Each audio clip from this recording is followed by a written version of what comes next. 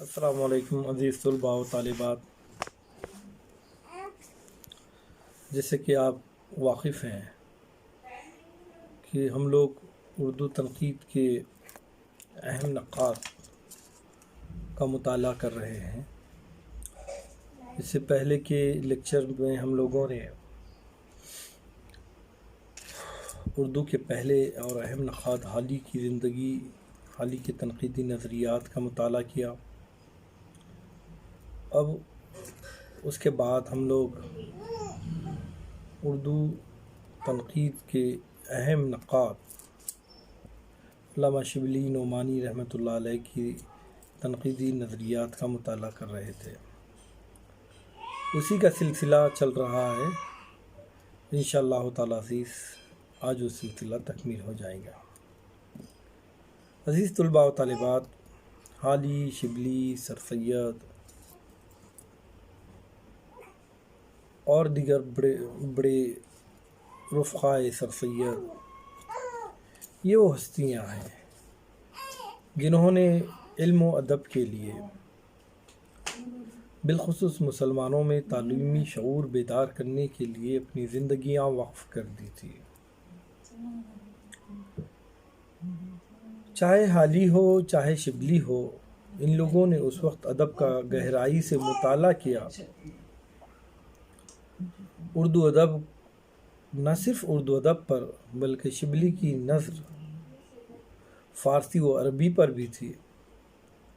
وہ عربی و فارسی ادب سے بھی واقفیت رکھتے تھے، لہٰذا جب انہوں نے اردو ادب کا مطالعہ کیا، اردو شاعری کو کس طرح ہونا چاہیے،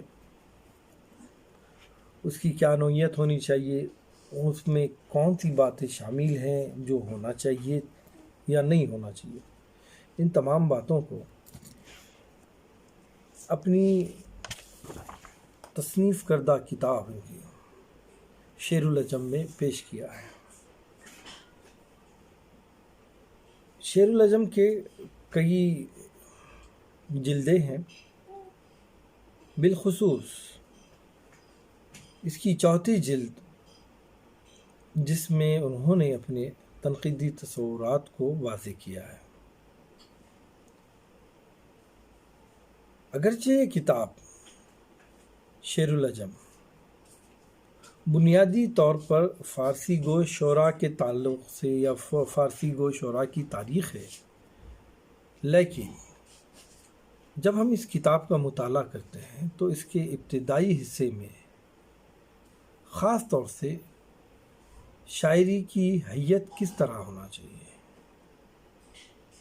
یعنی شعر کسے کہا جاتا ہے، کیا موضوع کلام کو ہی شعر کہا جاتا ہے یا شاعری کی اپنی کوئی حیت ہے، اس پر انہوں نے روشنی ڈالی ہے۔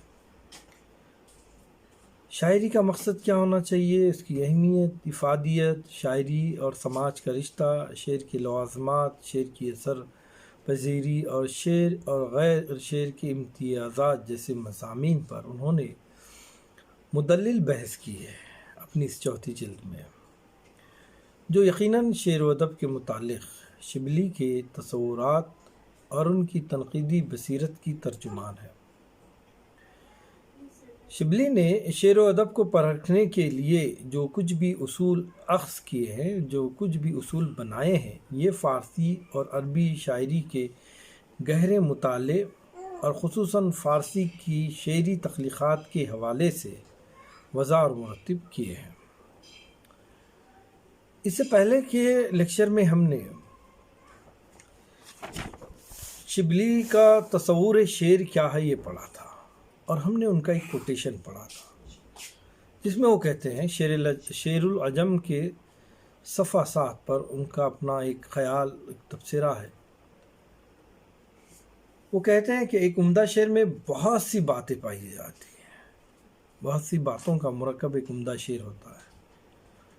اس میں وزن ہوتا ہے، محاکات ہوتی ہیں، محاکات یعنی کسی چیز کی یا کسی حالت کی تصویر کھینچی جاتی ہے، خیال بندی ہوتی ہے، الفاظ سادہ اور شیریں ہوتے ہیں، بندش صاف ہوتی ہے، طرز ادا میں جدت ہوتی ہے۔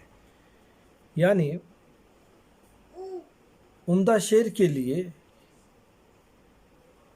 اس میں جو لوازمات بتائے گئے ہیں، جو باتیں بتائی گئی ہیں، وہ تمام باتوں کا ہونا ضروری ہے۔ ہم نے پڑھا تھا اس چیز کو کہ جس شعر میں محاکات، تشبیہ اور استعارے، تخیل، جدت لطف ادا، سادگی، واقعیت، تاثیر ہو تو وہ ایک بہترین شعر کہلاتا ہے، اور یہی شبلی کا تصور شعر ہے۔ اس کے بعد ہم لوگوں نے تصور شعر میں جن 7 لوازم کو شبلی نے لازم مانا ہے، ان تمام لوازم کے بارے میں مختصر ایک مرتبہ ہم اس کو دیکھ لیں گے۔ پہلا آتا ہے محاکات۔ ابھی میں نے آپ کو کہا ہے کہ محاکات یعنی کسی چیز کی یا کسی حالت کی تصویر کھینچی جائے۔ محاکات سے شبلی کی مراد لفظوں کی مدد سے کسی شے یا کسی حالت کا ایسا بیان کہ جس کو پڑھ کر ہمارے حواس متاثر ہو۔ میدان جنگ کا اگر کوئی واقعہ، کوئی رزمیہ مثنوی کہہ رہے ہیں، اس میں میدان جنگ کا کوئی تذکرہ ہو، تو شاعر کا کمال یہ ہے کہ وہ اس منظر کو ایسے الفاظوں میں ڈھالے کہ جس کے پڑھنے کے بعد اس کی ہو بہو کیفیت ہمارے نظروں کے سامنے آ جائے، اس کو پڑھنے کے بعد اس سے ہمارے حواس متاثر ہو اور اس کا نقش ہمارے دل ذہن پر قائم ہو، تاکہ ہماری نظروں میں ایک تصویر سی سما جائے۔ اسی کو محاکات کہتے ہیں۔ دوسرا جو لوازم ہے ایک بہتر شعر کے لیے، وہ ہے تشبیہ اور استعار۔ یقیناً تشبیہ اور استعاروں کے ذریعے سے اشعار بڑے ہی خوبصورت بنتے ہیں۔ اشعار کی خوبصورتی تشبیہ اور استعارات میں پوشیدہ ہوتی ہے۔ نازکی اس کی لب کی کیا کہیے، پنکھڑی ایک گلاب کی سی ہے۔ دیکھیے نا کتنا خوبصورت سی تشبیہ دی گئی ہے، اور اس تشبیہ کے بدولت شاعر اپنے محبوب کے ہونٹوں کی تعریف کر رہا ہے۔ شبلی نے جس طرح محاکات کے لیے یا محاکات کو شعر کے لیے لازم قرار دیا ہے، اسی طرح وہ تشبیہوں اور استعاروں کو بھی شعر کے لیے لازمی مانتے ہیں، کیونکہ ان کے استعمال سے شعر میں وسعت اور زور پیدا ہوتا ہے، خوبصورتی آتی ہے۔ حزب موقعوں پر ان کی شبلی کے نظریے سے تشبیہات اور استعارات کی حزب ذیل موقعوں پر ضرورت پیش آتی ہے، جب کوئی بیان سادہ الفاظ میں ممکن نہ ہو۔ بیان ہے سادہ لفظوں میں پیش کر رہے ہیں تو وہ رونائی، وہ خوبصورتی پیدا نہیں ہوتی۔ ایسے وقت تشبیہات کا استعمال کیا جاتا ہے۔ جب بیان کو خیال اور اظہار کی سطح پر مؤثر بنانا ہو تو تشبیہ اور استعارے کا سہارا لیا جاتا ہے۔ جب نازک و لطیف جذبات و خیالات کی ترجمانی ہو، جب شدید احساسات کی ترجمانی ہو، جب کلام میں لطف و جدت پیدا کرنا ہو۔ میں کچھ اشعار آپ کے سامنے پڑھتا ہوں، اس میں تشبیہات و استعارات دیے گئے ہیں۔ آپ اس سے اندازہ قائم کر لیجئے گا کہ تشبیہات و استعارات کس حد تک مؤثر ثابت ہوتے ہیں شعر کے لیے۔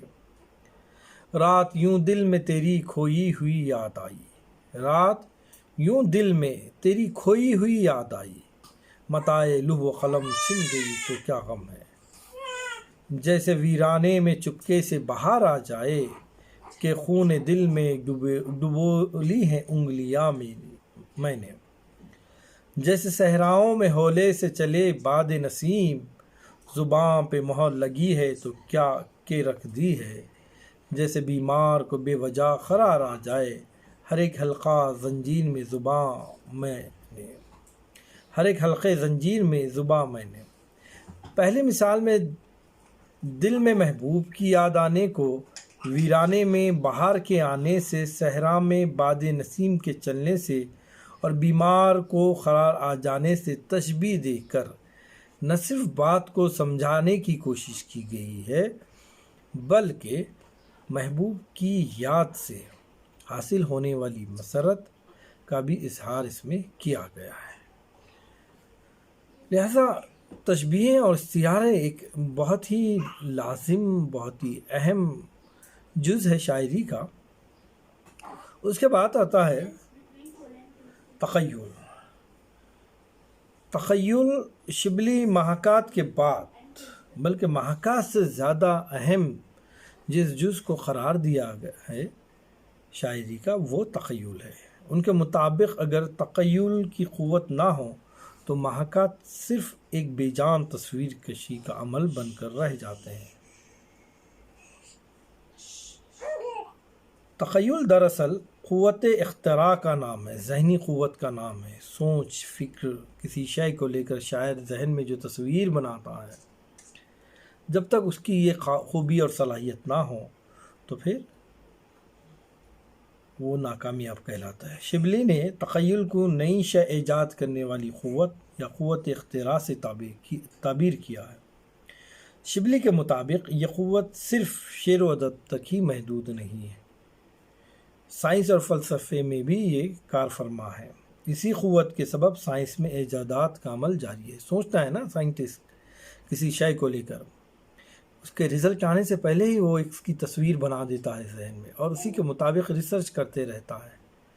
اور یہی جو ہے شاعر کا بھی معاملہ ہوتا ہے، وہ صرف چمن کے بارے میں نہیں سوچتا، باغ کے بارے میں نہیں سوچتا۔ باغ میں جب باغ کا تذکرہ آتا ہے تو وہ بلبل کا بھی تذکرہ کر بیٹھتا ہے، جب باغ کا تذکرہ آتا ہے تو بہار کی بھی وہ اپنے تخیل سے جو ہے تصویر کشی کرتا ہے۔ تو یہ بہت زیادہ ضروری ہے۔ اس کے بعد جو اہم لوازم ہے وہ جدت و لطف ادا ہے۔ شبلی کے نزدیک جدت یا طرز ادا شعر کے لوازم میں سے ایک ہے۔ انہوں نے لکھا، بعض اہل فن کے نزدیک جدت ادا ہی کا نام شاعری ہے۔